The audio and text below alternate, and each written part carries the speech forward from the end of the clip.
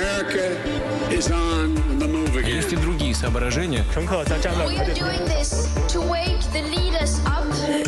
La revue de presse internationale sur Europe 1 aux États-Unis et au Kenya ce matin. Première étape, le Royaume-Uni où nous rejoignons Anaïs Cordoba. Bonjour Anaïs. Bonjour. À la une à Londres.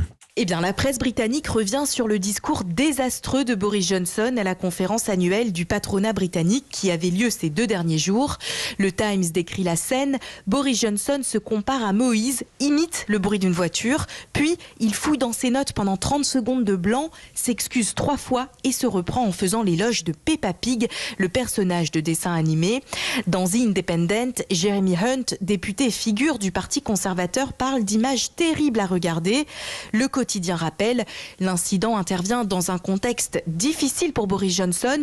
En baisse dans les sondages, il est attaqué dans ses rangs pour sa mauvaise gestion d'une affaire de lobbyisme et des promesses électorales non tenues.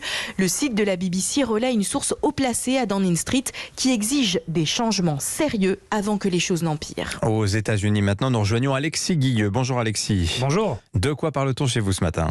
Eh bien, le verdict d'un tribunal dans l'Ohio. 3 des plus grandes chaînes de pharmacie du pays ont largement contribué à la crise des opiacés, aux overdoses et aux décès, titre le New York Times.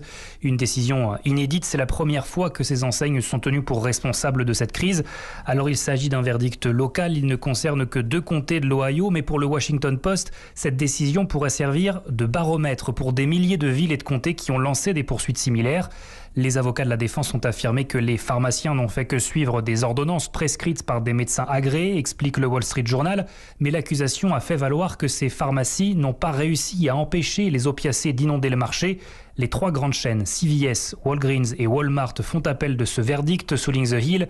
Il faudra donc attendre plusieurs mois avant de voir de possibles indemnisations dans cette crise des opiacés qui a déjà tué plus d'1 demi-million d'Américains. Merci Alexis. Enfin au Kenya, bonjour Charlotte Simonard. Bonjour. À la une à Nairobi. Eh bien, ce slogan à la une, No Vaccine, No Services. Le Kenya impose un pass sanitaire dès le 21 décembre pour pouvoir accéder aux services publics, relatent les principaux médias du pays.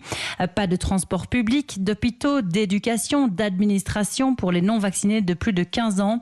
Un plan radical, juge la radio Capital FM, dont l'objectif est de vacciner à tour de bras avant les fêtes de fin d'année. De 6 millions aujourd'hui, le gouvernement voudrait en vacciner 10 millions de plus en un mois. Irréaliste selon Amnesty International, alors que le nombre de doses disponibles est très insuffisant et que la majorité des Kenyans n'a pas accès à un service de santé de proximité. L'ONG qui appelle le gouvernement à renoncer à ces mesures coercitives, rapporte le quotidien de Standard.